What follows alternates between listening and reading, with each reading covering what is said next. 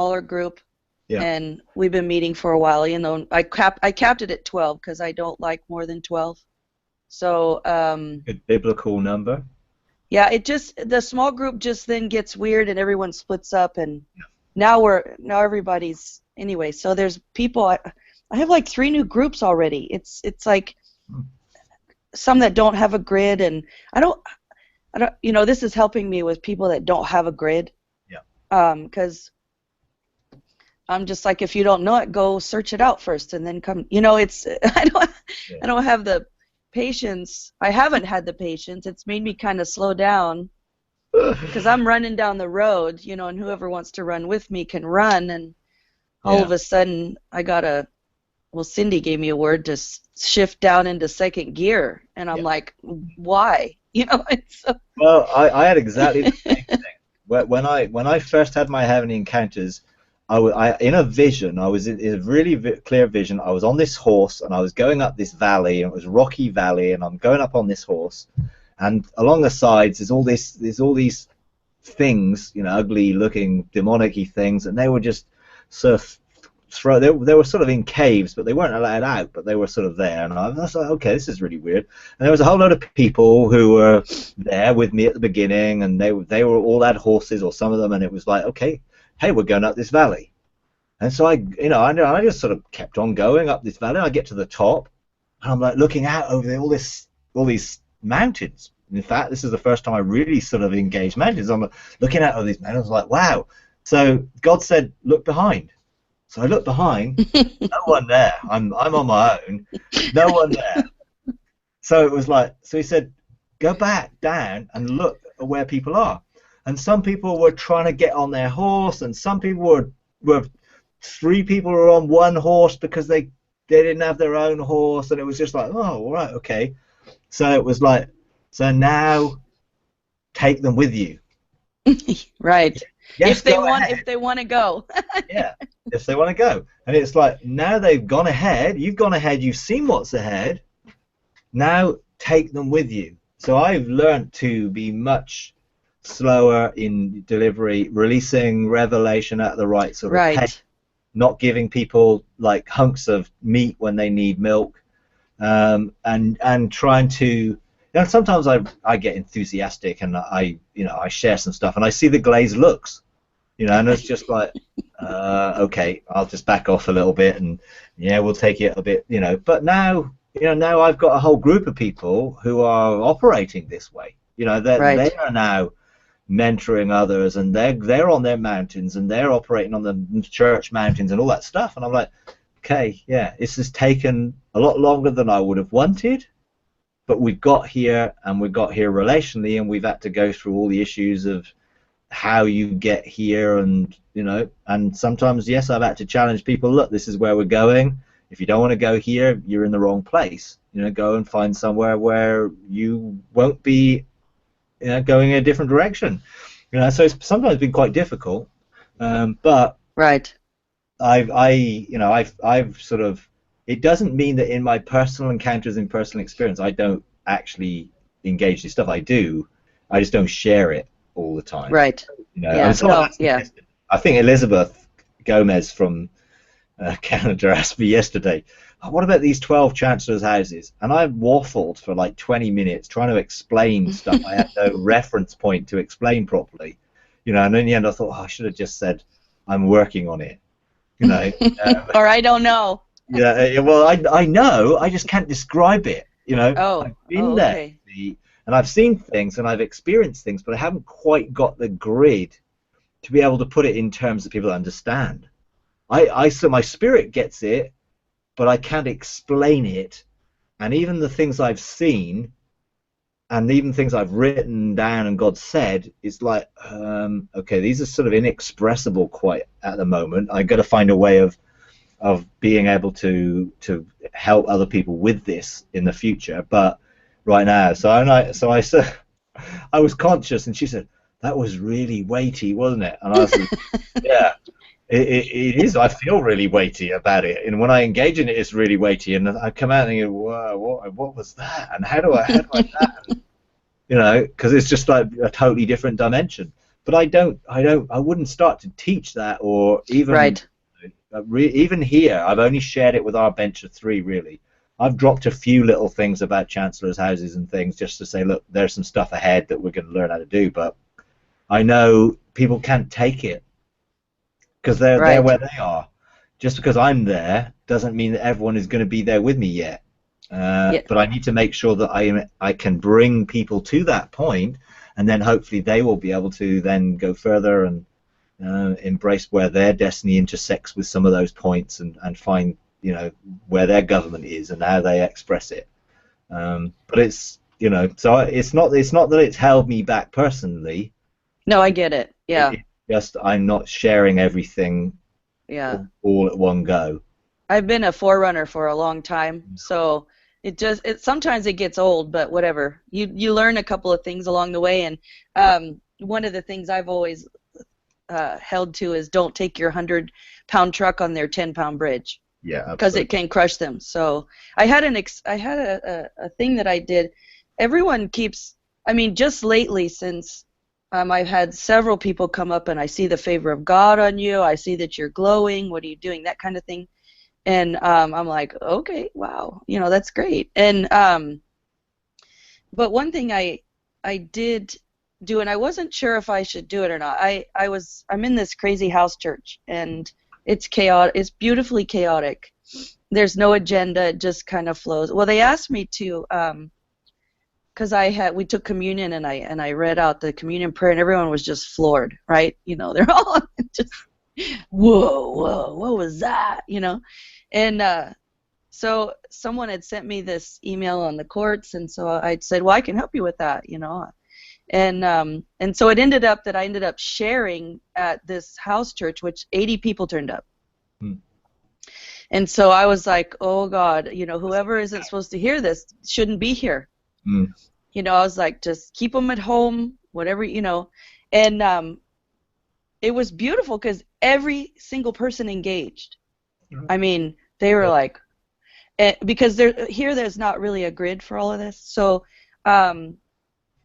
but then the after effect is that I don't have a relationship with everybody. So some people started teaching others when they have no grid for that, and started posting stuff and posting some of my thing, you know, and then I got some haters, you know. I got my first haters, you know. Yeah.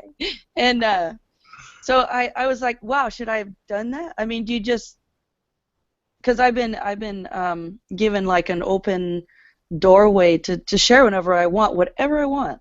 So I'm really sober-minded about it. Well, I think the key is get a mandate for each time. Then you're clear, because then the responsibility for the fallout is God's, not yours. Okay. I mean, I felt that was the right thing to do, and but I guess there's going to be fallout, I guess. Well, sometimes it will challenge people because they have no grid of reference, and some people will be like, well, where's that in the Bible? And they'll be the usual, do the old evangelical thing of I need proof this is God and all that stuff. That's fine. If they set them on a journey of discovery, that's great. You know. Yeah. Some people, they will embrace it, but they won't be mature in it, and it's trying to make sure that you give a caveat to it. Look, you can't just do this stuff just because you've done it once. You know, there's a protocol of heaven. Heaven functions according to judicial protocol. Make sure that you're just not going to copy this or try and imitate it. You need to be able to operate in it, and therefore you have to have authority given to you to do it.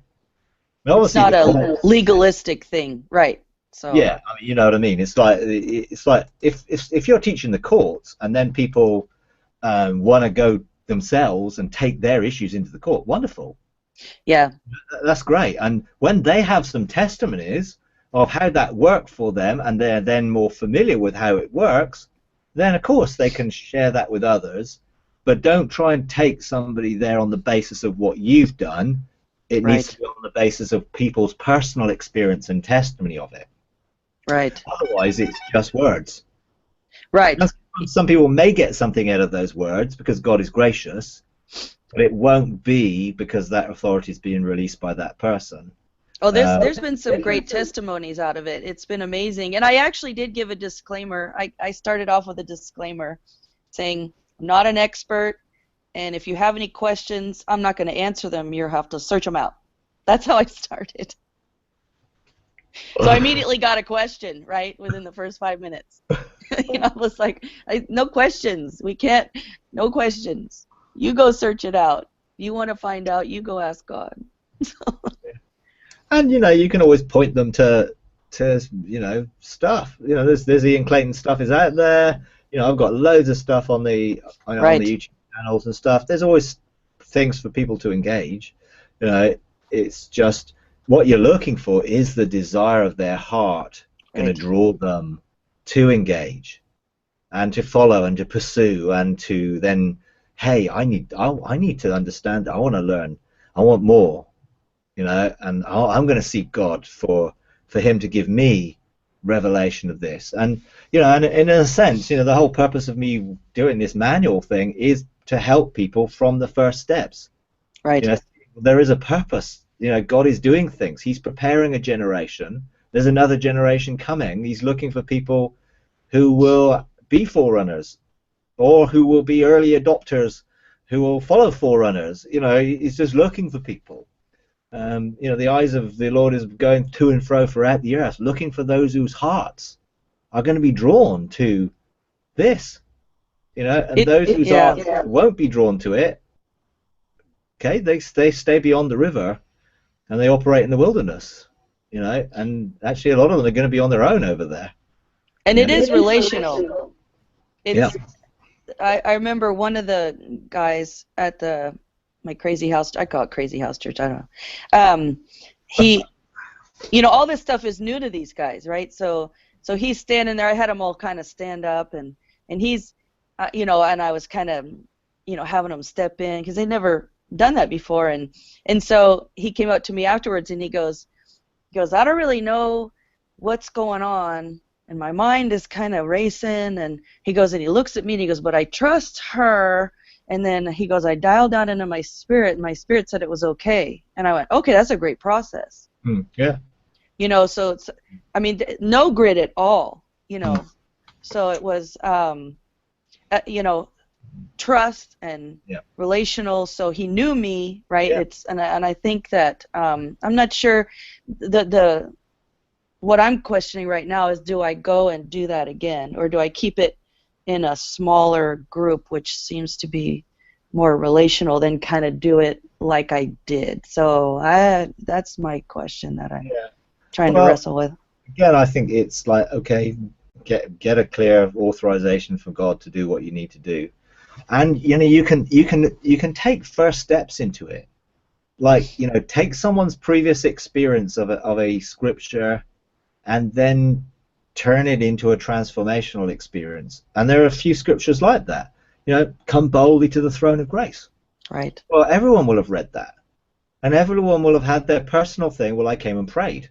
And I spoke to God, and I felt God either did or didn't answer, or hear or didn't hear. And it's like, okay, well, let's take that another step now. Where is the throne of grace, do you suppose? Never really thought about it. Well, do you think it's on earth, or do you think it's in heaven? Well, I guess it's in heaven. Okay, so you've been invited to come boldly to the throne of grace, which is in heaven. So do you think God would have invited you to come boldly, confidently, to that throne of grace if you couldn't go there and engage it? Rather than just pray and sort of think that, well, I'm just praying and I hope God hears my prayers.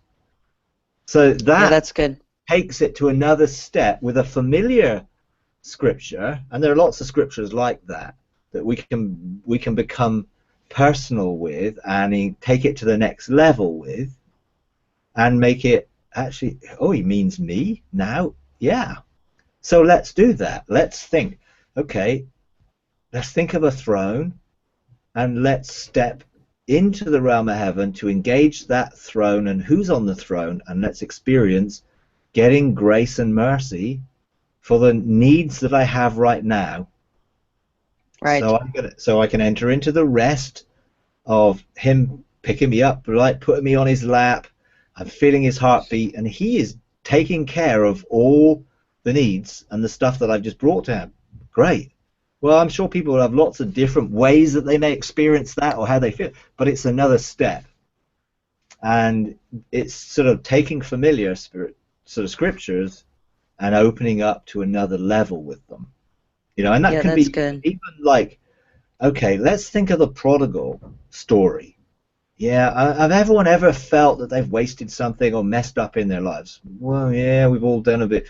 Okay, well, you know, how did you feel that God was going to receive you as a result of that? Well, people have all sorts of different experiences, whatever. Okay, well, let's just say the Father is here right now, and He's inviting us to step into Him and let His arms come around us and let Him put a robe of new clothes on us and a new ring. Well, I mean, let's actually give people actual personal experiences of Right. those things which are real. You know, that's what God wants us to be able to do, to embrace Him embrace us. You know, Psalm 23. Okay, anyone ever sort of read Psalm 23? The Lord is my shepherd, I shall not want. He makes me lie down in green pastures. So let's just be obedient now and allow Him to engage us in a green pasture, and He's going to be there as our shepherd, and He's going to talk to us, you know, and we're going to sit down with Him, and He's going to sit with us, you know, and hey, there's this quiet water what is that quiet water? Where's that from? This is the river of life. Hey, let's get in that Yeah. water Yeah. and see where it goes, you know, and That was good. All that. That was yeah. very good. So, Yeah, yeah. I'm a reluctant teacher. I don't know. I've been reluctant in because I normally teach by modeling, and so this is But this is the model. right. It's encountering God. You know, Right. it's like, I think it's getting people from, I know about God and I Right. know Him in my head and I have a whole load of information. I've read about Him in the book, and yeah, I've had some sort of experiences, but actually, do I really know Him? Well, let's get to know Him, which must be by personal encounter. It cannot be by intellectual knowledge. So how are we going to know Him if we don't meet Him? How are we going to meet Him if we don't find a way of actually engaging in an encounter with Him? Whether it's a burning bush or whatever it might be, this is something out of our normal everyday thing to get us to follow a path which is going to lead us into this becoming our normal everyday thing. So Right. sometimes we just need a kickstart to get us to the point where, hey, wow, you mean I can do this every day? You know, yeah, God is in you, and you have a capacity to engage Him on the inside of you intimately every day. So where that green pasture was the garden of your heart. You know, and you don't even have to tell people where it is. You just have, hey, there's a green Right. pasture. Here's the Bible. Come on, we're just using the Bible here. You know, how can you can't get me for using the Bible, and it does say that He was going to make you lie down in this green pasture, so let's engage it. You Right. know, and it's just opening up that to greater personal encounter with it that people then can have the experiences then continue to pursue. You Yeah, know? it seems to be activating my gift of activating people. Yeah. Um, Yeah. you know, it's like I find myself activating the seer gifting in people a lot, and then they'll start seeing, and it's just really easy. So you know what I mean? It's like, okay, I'm just going to turn the switch on, and that seems to be easy. I find that Yeah. this what's happening now is, since we're in this place of rest, and when I go to do things, it's so easy. I mean, I almost don't have to do anything. And so when I find something that makes me do something, I go, that's not right. So the level of discernment and clarity is getting, because there's lots of stuff going on. I mean, I could be like everywhere. Yeah. And so that's why I was starting people out on the mobile courts. It seems to bring a level of clarity to be able to see and have discernment. So I kind of have to back up now a little bit, especially with that group, and doing some of the stuff in the first module, you know. Yeah. What I think God is gracious in our walks is that I when I was going through that, I found that the Lord had led me already through all those steps, and I went, oh, Yeah. you know, along the way, me not even knowing that that's the path, you know, and so Well, I didn't follow this as a pathway. There was a map. I right, just I just sort of looked back and saw my journey, and then I think, oh, hey, you know, anyone can take this journey. right, You know, so yeah. yeah, it was good. It's really good tools, and I'm not quite sure how to back up because the groups that I have criteria. Mm. You know, you have to have a grid and you have to have a hungry heart because I don't want any argument and stuff like that. Yeah. So, Yeah. so now the Lord is making me shift down and cut it up more, Mm. and that's a little challenging for me. Well, some of I'm it, not quite sure why, but yeah, but some of it can be thinking about, okay, if you want to help them and they're not at the stage of some of the other people, or people are coming out, yeah, they're hungry, but they're not really where the others are, you know, you can just start them from the beginning.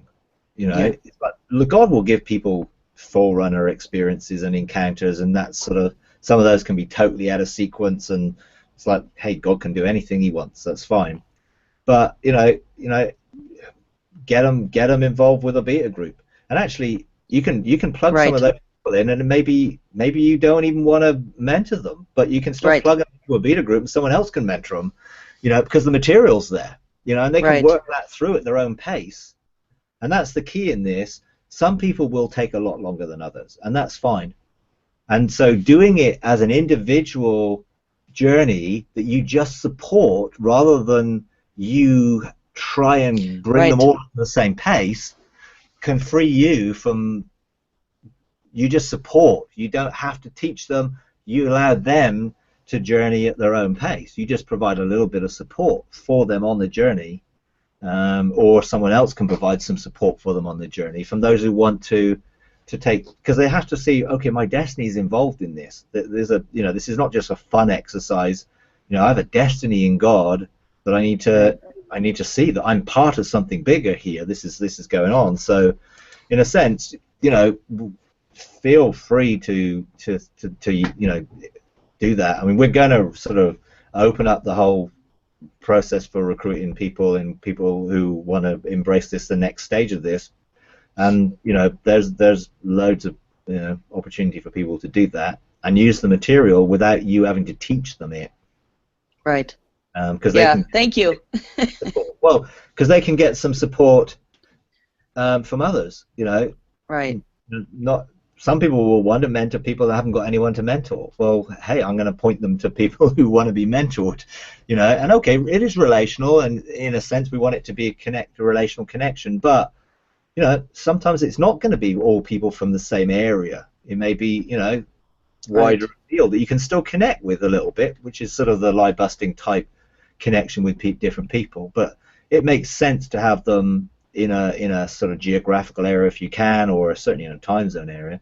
But you know, there are ways of doing things. People asked me a lot of questions about this yesterday, actually, and it was like, well, how do I do it? Do I get them to start? I want to do this as a group. Do I get them to start here? So, well, you get them to follow the process, and you just begin to start where you want to start with them, but just get them to follow the process in their own outworking of their own life. But you can start with, you know, the exercises within the first module, rather than all the teaching that goes with it. You don't have to teach that; they can listen to it. right. Give them a background to get a grid for where we're going, why we're going this way, you know. So, and you know, so you can do that. I mean, there's no sort of rigid way, so long as people have the material and they're willing to follow the process. Right. There's lots of ways that could be done, you know, and that could be just providing, hey, I'm going to hang out with you every few weeks, and you know, whether that's a physical hangout or we'll do it online, so that if there's anything that you're stuck with or any questions you want to ask, then you know, I just want to be here to support, you know. But you're not going to teach them, you know. You're Right. going to help them and you will have your own testimonies. This is the key. Anyone who's going to mentor, it's like, oh yeah, this was my journey. So you don't have to use my stories, you use your own, you know. Right. Yeah. That's the way that's the way the morning group started, is that I had posted something and they were all like, well, this lady saw that I was in the area and she'd been looking for a house of prayer, so it all kind of lined up for her. And I was actually in my cave trying to process all this stuff because it had just fried my brain. And she came in and dragged me out, right? And she goes, we have a couple questions. And I'm like, okay, ask away. And the Lord had just separated me from a whole bunch of stuff. And I was actually grieving and in mourning and transition. And, there's a whole bunch of stuff going on. And so the group started with about 8 ladies, and they just came and asked questions. Yeah. And so I could answer out of what happened, my experience. And that's how it was. And so that's the expectation of all my groups now, is that I'm not, you have to be intrinsically motivated. And then now what's happening in the group is that everyone's starting to grow up. So some people have experiences I don't have, so they're teaching the group. So it's kind of cool what's happening. And so, yeah, I like it like that. It's easy. I don't have to prepare. I don't have to do, it's like, it's just this beautiful community thing that's starting to happen. And it's an easy route. But these people already have a grid, so they were already in it and already running and wanting more. Yeah. So but that's there may be some others, obviously, where you're introducing them to some things where it's like, okay, what's the next step? And and you can see it. You can see it in their eyes, because they're all of a sudden their eyes get really huge. They're caught in the headlights. like wow, this is unreal. What is this? Yeah. So that might be useful for them to point them to, hey, there's a process you can follow here. I can give you a little bit of support, but you can follow this, and and therefore all the material's already there for them. You don't have to come up with, so you can focus with the groups you've got, but you can encourage others to take, to follow the journey through themselves and at their own pace, so yeah, there may be a thing there that for those who really come out of that, who haven't got that much of a grid, or just like, wow, I want to know more about this, then if I can help that with sort of them becoming part of the beta group or something, then great, that'd be good.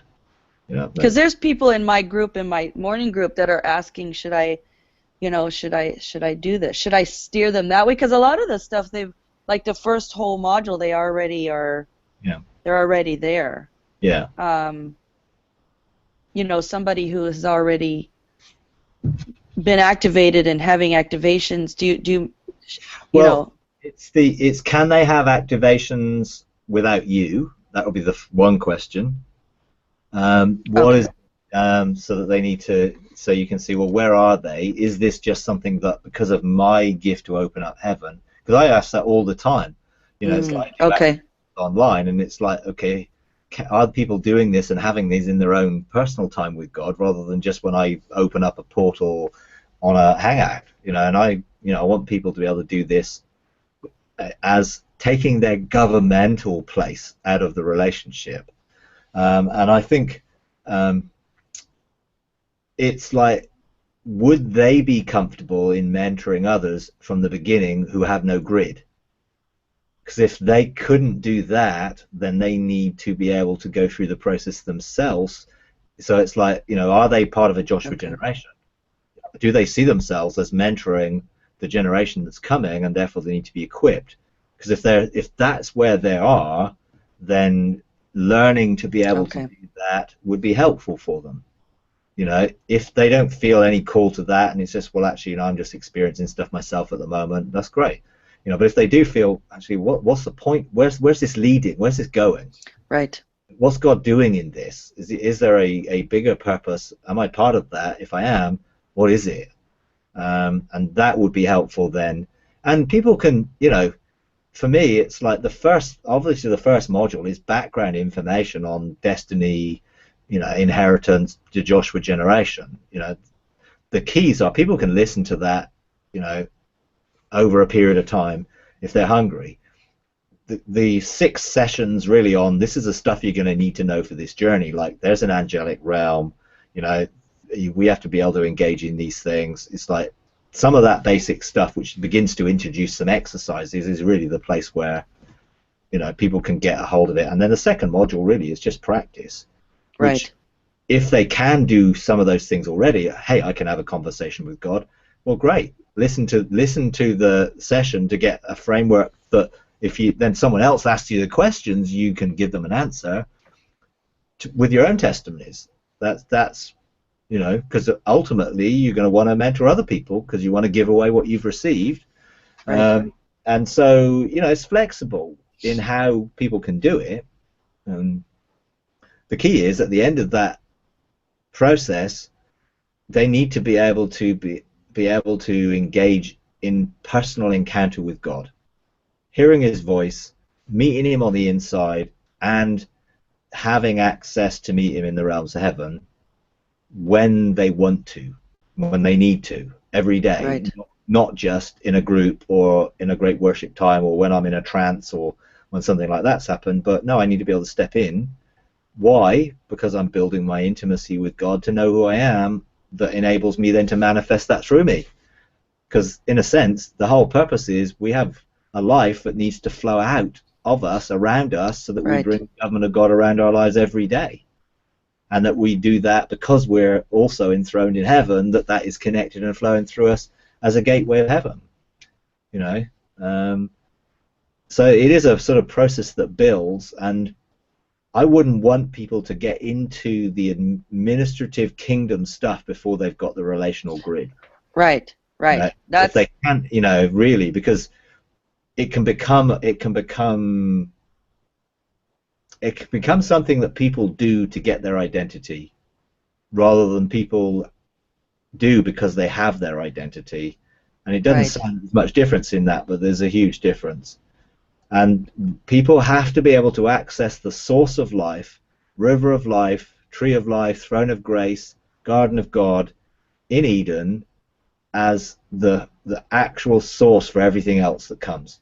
right. If you can't engage that, you're going to get weary and heavy laden no matter what you do, because you've not got the source of life flowing in you.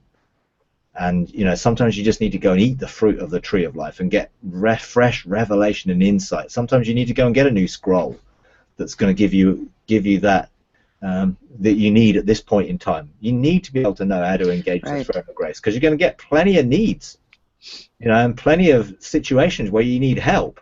If you don't know where to go to get the source of help, then it'll be like everyone's going to be knocking on your door. Help, help. What do I do with this? What do I do with that? Well, actually, you could have learned all that.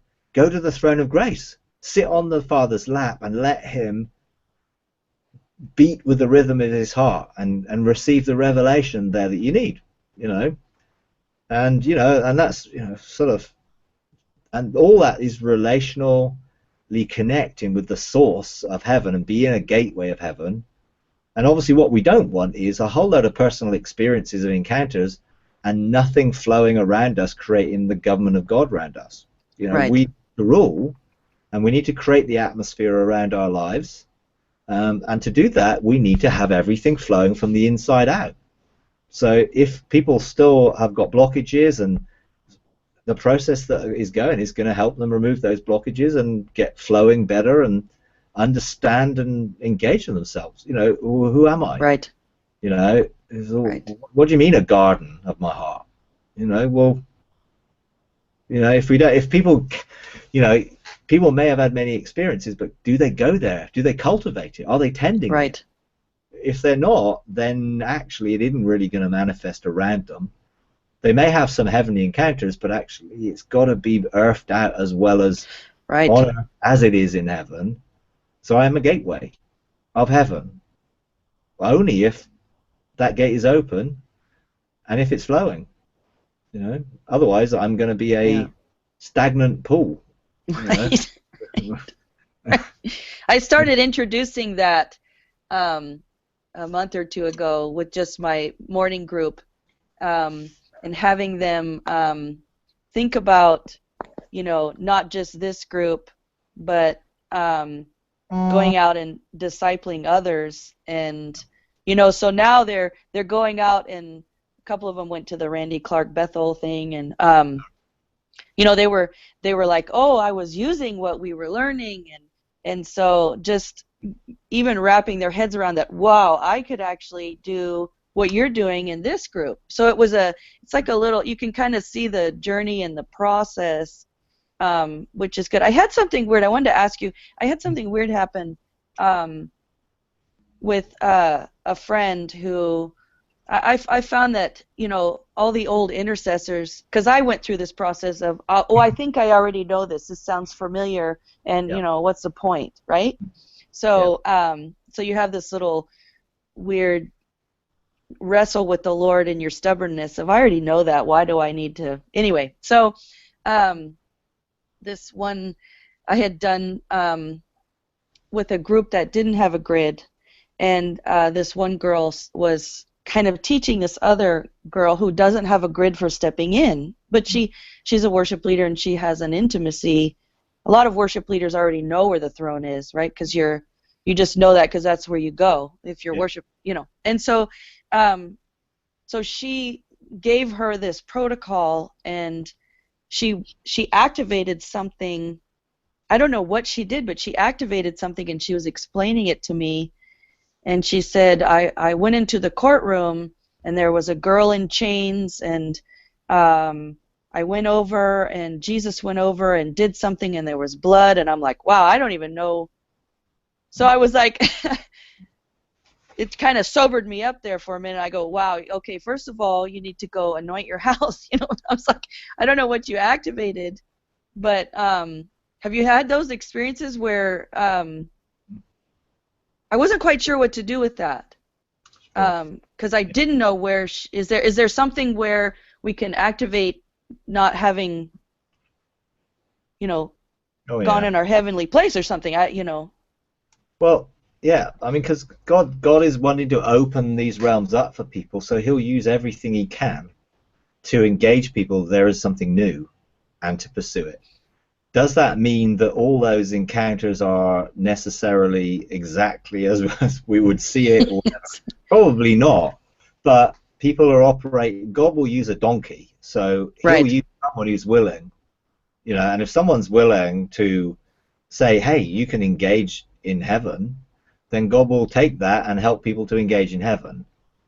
They may just not have the wisdom of the full picture or the full understanding of what it is or what the whole thing fits into, but they know there's something that there's drawing them, the sound of heaven, you know, the frequency that's coming, that's calling people to come home, you know, to come back to their rightful place. Then, yeah, all sorts of things will be stepping stones to that.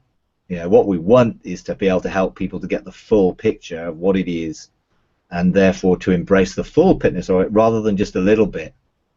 Because, you know, in a sense, you know, someone say, there's a phrase, you know, a little bit of knowledge can be dangerous.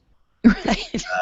Because what you want then is for people to pursue, what does this really mean, and why can I do this, and what am I called to do in this, rather than, hey, here's an encounter, and then, well, I'm going to use this, and this would be my format. Right.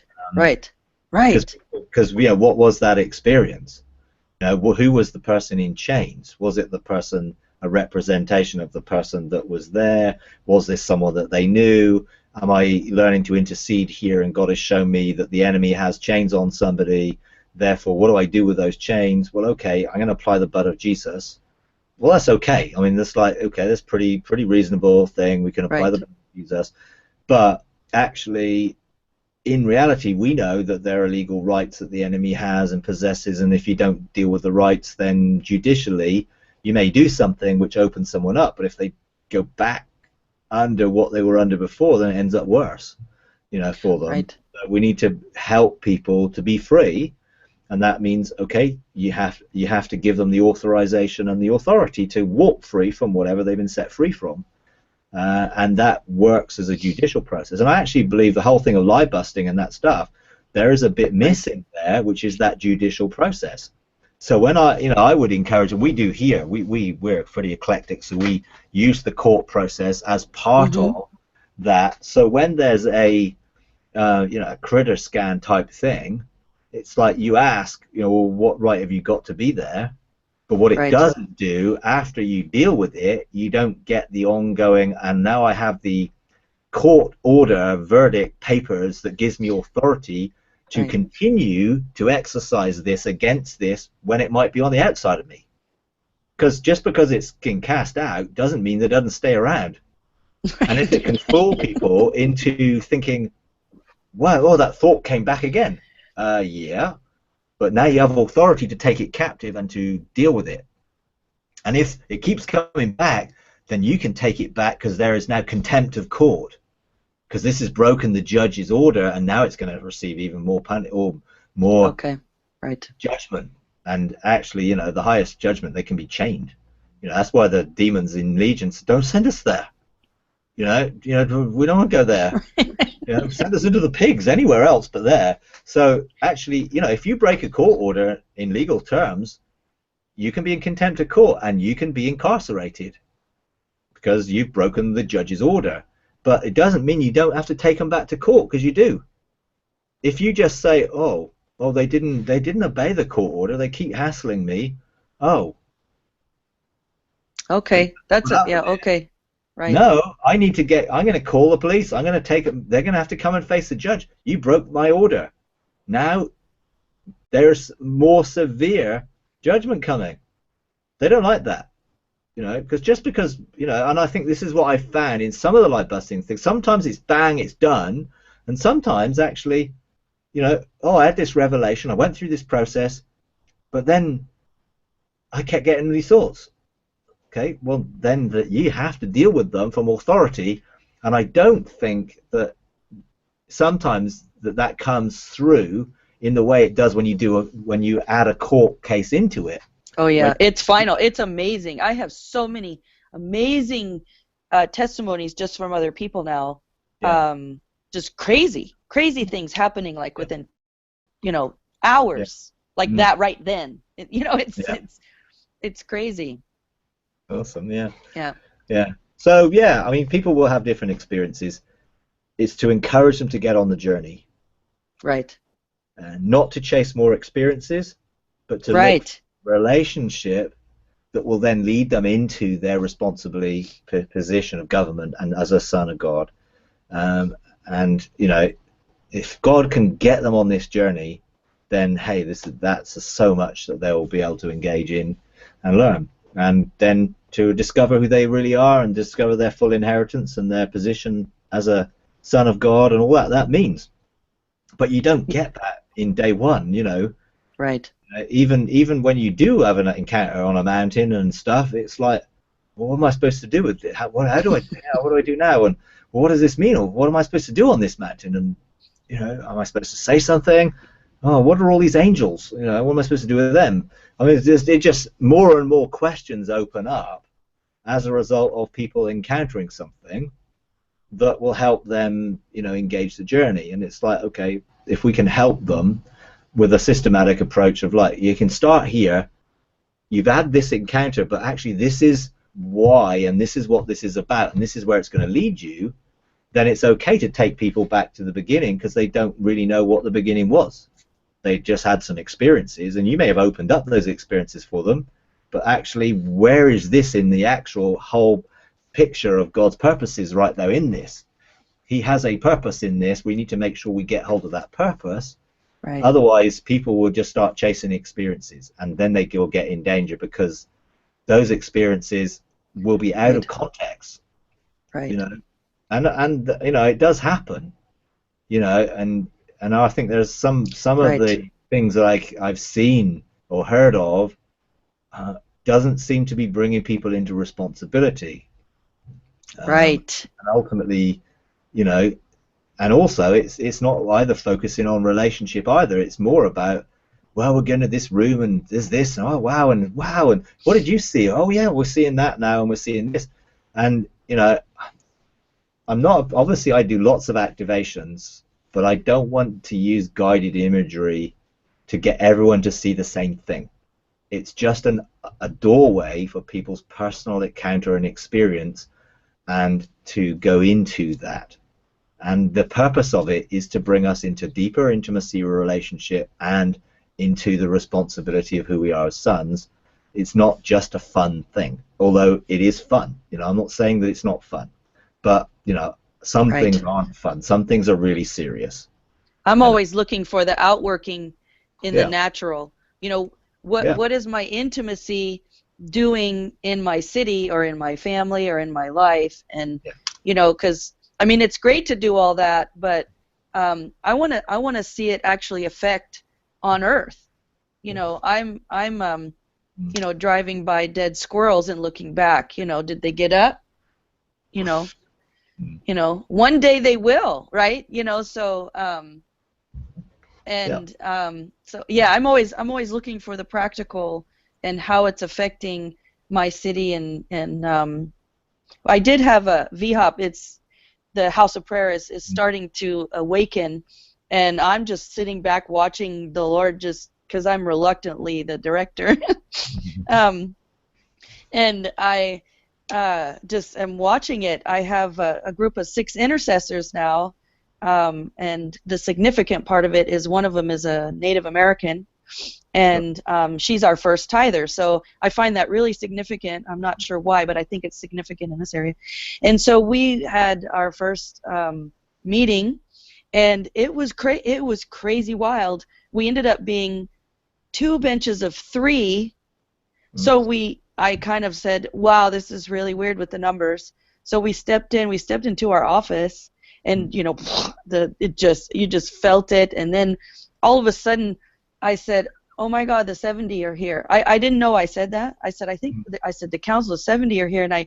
And we went on and we went and dealt with land, and her house is up on the hill where all the weird stuff happened. You know, all this really coincidental stuff that just, and then we went into this encounter for, you know, we came out, we just floored, and they're like, well, and somebody said, well, who was those 70? And I'm like, what do you mean 70? And she goes, you said the 70 showed up.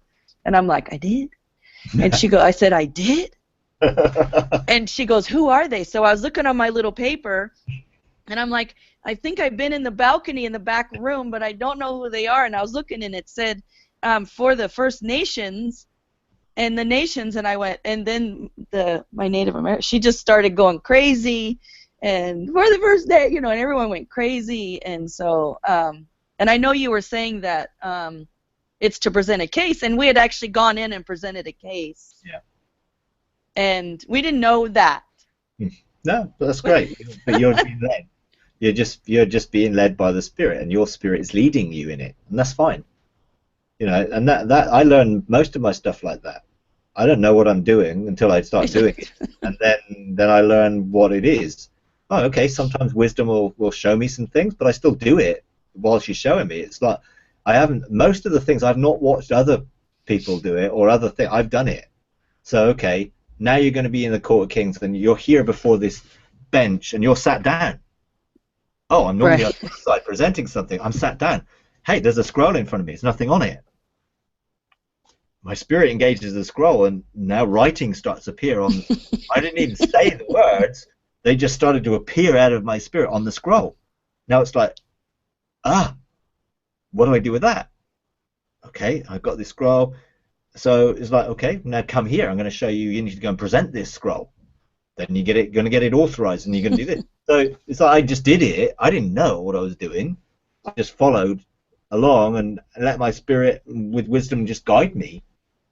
You know, I didn't. You know, it's like if she sat down and said, "I want you to think about what you want to legislate," I would have been like,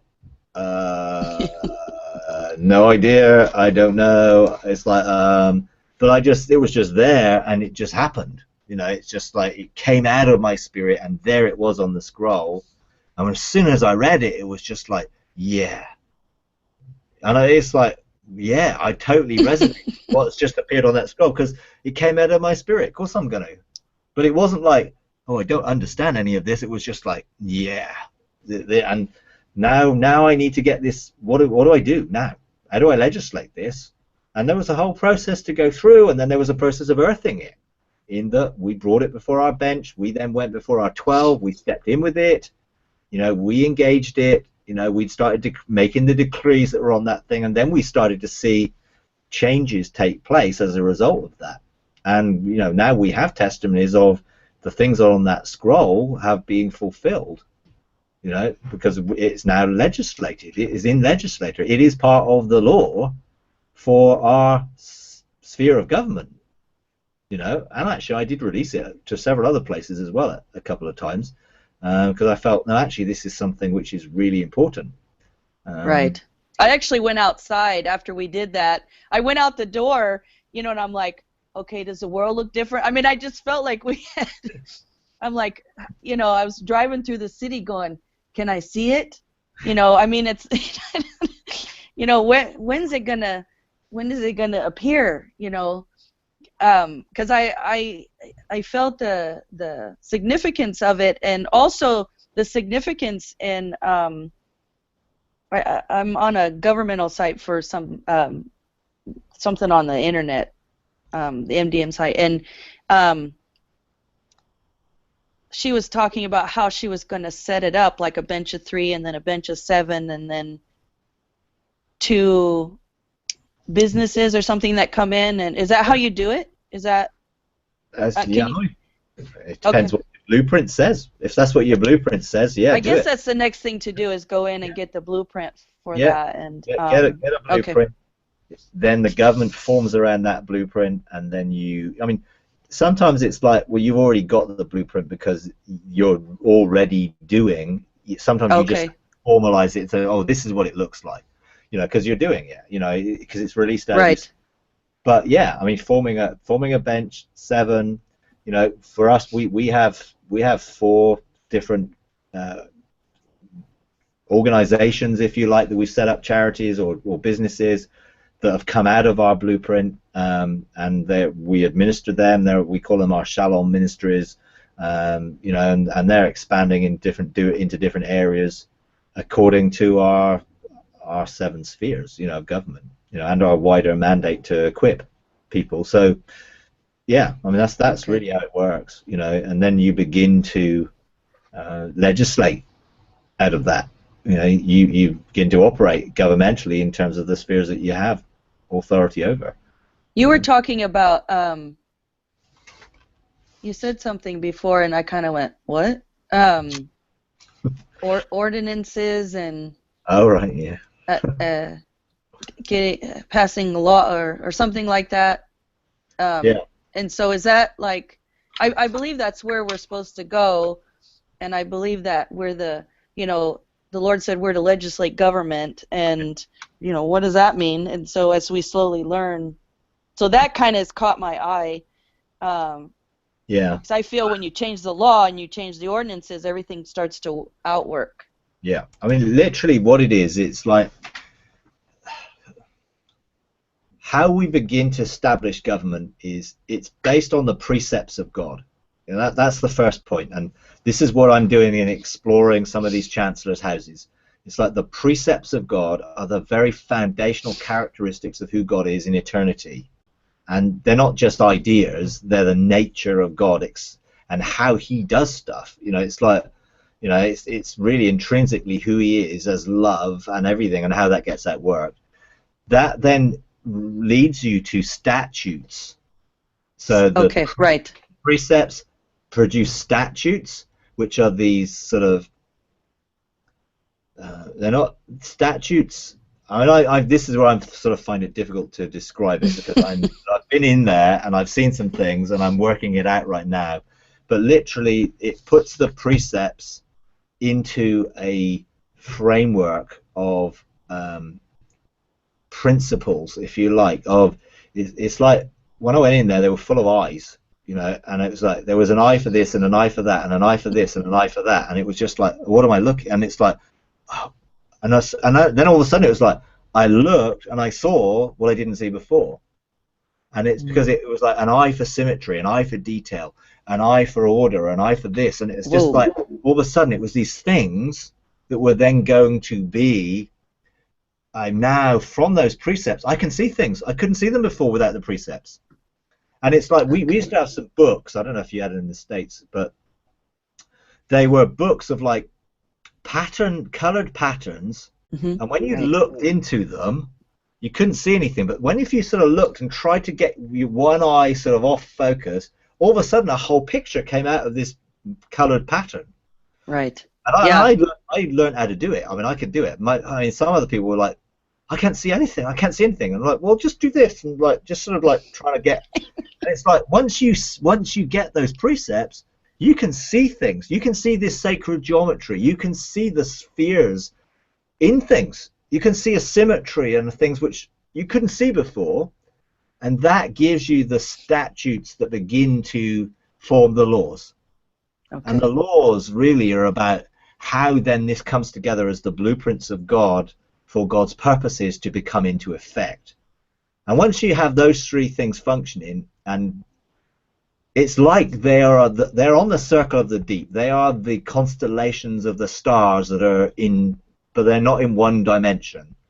These things operate dimensionally. So it's really hard to describe it, I find it hard. But I know I'm getting a lot of visual as you're talking. Yeah, So. but I know that these three things like rise and come into alignment, and then that opens the fourth from the next group of three to bring something solid, and that's the ordinances.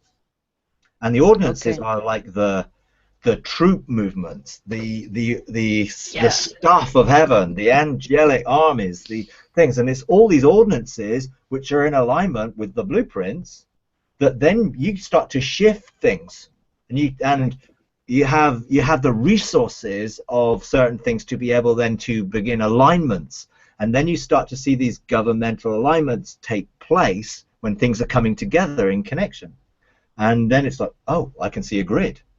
I can see this. I couldn't see this before, because you're sort of building upon those things, and then that leads you then into a whole area of release of things, because there's mantles, and there's weapons, and there's scrolls, and there's different things within houses that we then get access to. But you can't do it without the initial precepts. And eventually these will lead to the 12 laws that come out of Zion. These are how heaven functions governmentally, built upon the revelation that's come out of here. And I'm still processing it. God told me, I've been in 4 or 5 of these places before, saw some really cool stuff, and it was just like, wow, but I didn't. But I've seen this, but what does that mean? How does that work? Then God said, no, you need to go back from the beginning, go sequentially through each of the houses, and then you'll start to see how these constellations, if you like, because it's like that's these sort of Jewish Mazzaroth thing of like the constellations of the heavens, but it's not like stars as we know it. It's different than that. It's dimensional governmental spheres aligning themselves. As one rises into that position here, then that is like sort of almost like dimensional cogs that begin to turn, and in wheels that then connect this, and then this opens up, but dimensionally rather than, and this is where the Metatron's cube and all that stuff comes in, because that's some of what it looks like in a dimensional form. But it's just, that's, as you were talking, my spirit is so alive. Metatron's one of my angels. He's like gave me a key in the quiche, and friend. I mean, he's just amazing. I know he is now, and that's why you can unlock. That's why you can unlock people's activations, because you have that key. Oh, okay. Metatron gave me a key. Yeah, I love him, man. He's like, go open that door. It's like. Yeah. And when you were talking, my spirit actually got eyes. Yeah. All of a sudden, I saw I was like, whoa, that was weird. And I don't know what my desire is, because when you were talking, I know that I so resonated with that. I mean, it just, I'm like, okay, I need to do that. So how do I do that? No idea. I mean, my encounters in there have been so overwhelmingly difficult to describe. I'm now pulling together a file for my journals that have got these encounters and the things that God said. The first encounter was like this place that had the windows of heaven opened into eternity, and I'm like, And so I start journaling stuff and writing stuff down, and I read it back, and I'm like, what does that mean? What does that mean? What does that mean? So, no, but God So do wants I me. just desire to go there? Do I say, because I've encountered the black cloud, and I've actually and actually go in the black cloud and lie in it Yeah, now. And so do I just out of the desire go, I want to know about this, and then have wisdom take me? yeah, Because definitely. she's, So, yeah, yeah, she's my wisdom. knower. Yeah, Yeah, I'm wisdom has intimate taken with me her. to all these places. Yeah, Okay. initially, my first encounter was here is 12 big doors, Okay. and then the name of this door, or the name of the house that this represents, is on the door, and there's this angel standing there, and here's his name, or here's her name. I was just like, well, here are their names, and it's just like, okay. So I see all these doors, and they're different, and there's stuff on them, but I get the name and I get the angel, and I'm like, okay, so. But I know this is all tied to the Chancellor's seal, and you know, sort of these are high chancellors' houses. But I mean, some of it was, this description of the circle of the deep, and I'm like, whoa, what is that? What are you saying? And I've been in here and I was this and this, and it's like, okay, because it was like there I had this list of 12, I had these 12 names, so I was like, well, what do I do with them? So I went to Wisdom, and she said they're formed like this. So there were 4 groups of 3. Oh, great. Okay. Okay, that's great. So I now know there's 4 groups of 3. And then she said, and there's 3 groups of 4. Okay. Then I set my desire onto it, and then that's when God said, right, I've shown you the affairs of the nations room. You've been in the scroll room. You've been in the mantle room. Now you've been in the weapons room. Now it's time to see what the foundational houses are that will allow all those things to begin to function and come into alignment in the heavens. Because this heavenly alignment of these things that is going to release the resources of those out.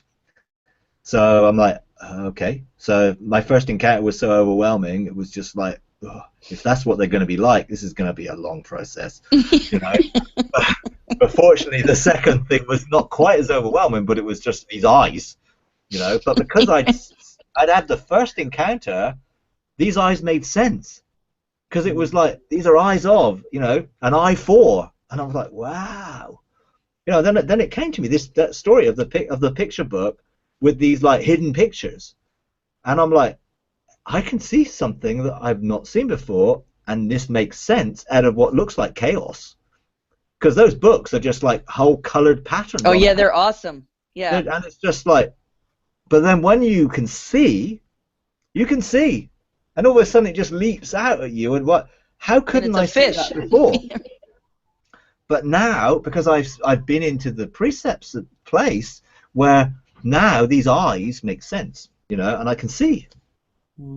I couldn't see before, and I know that now that will enable me to understand how to see the perspectives of the government in the blueprints and the other things in the law room. Because I had an expectation of like, well, I'm going in the law room, there's going to be a whole lot of laws. Well, there weren't any laws. Not of what I was thinking that there were going to be laws, but there were a whole load of blueprints and grids and connections that were going to be made in the kingdom, and they were all beginning to, and I'm like, wow, yeah, I've seen that. Because I had this picture I've shared a few times with this North American continent and the Northeast and Northwest and these stuff, and I see this, and they had this grid that appeared, and I had to fire arrows and all this stuff, and I'm like, now this makes sense. Now I can see where all the parallels and where all the longitudes and latitudes and where the cross connections are going to take place. So I'm sort of, I'm getting there, but it's a bit of a process. I mean, that's the picture of it. The thing over the whole North American continent, and there's arrows fired from one to another, making connections between the Northwest and the Northeast, and then the Interesting, because I grew up in Florida. Yeah. That's interesting. And if you actually look into that and look down from Hmm. it, it's a pyramid, basically. Right. And I know that God is going to establish a bench of three with an angel of the house that comes from one person from each of these areas in the center to govern this whole thing. And there will also be, these are sectors, there is a triangle here of government in this area, and in then this area, and this area, you know, over there, and there, and there, and there.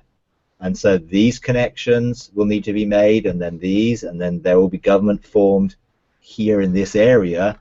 And this is what I saw in this room, basically. I saw the preparation for some of these things going to take place. Because I could see, I couldn't see it before, you know, but now I could see. So it was like, okay, now I'm getting a picture of where this is going.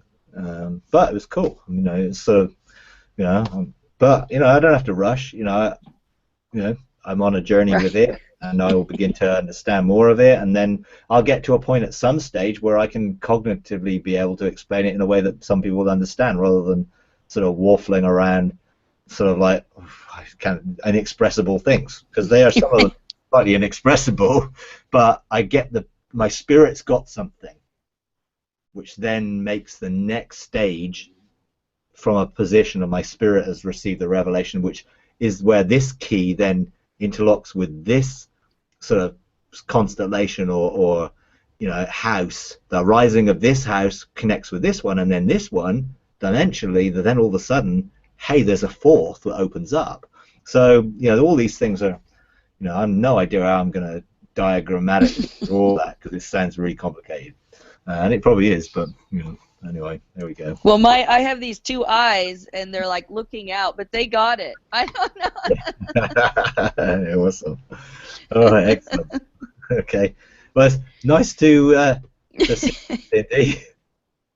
Even though we haven't heard anything from you, it's been great to see you here anyway. So, okay. Well, Yeah.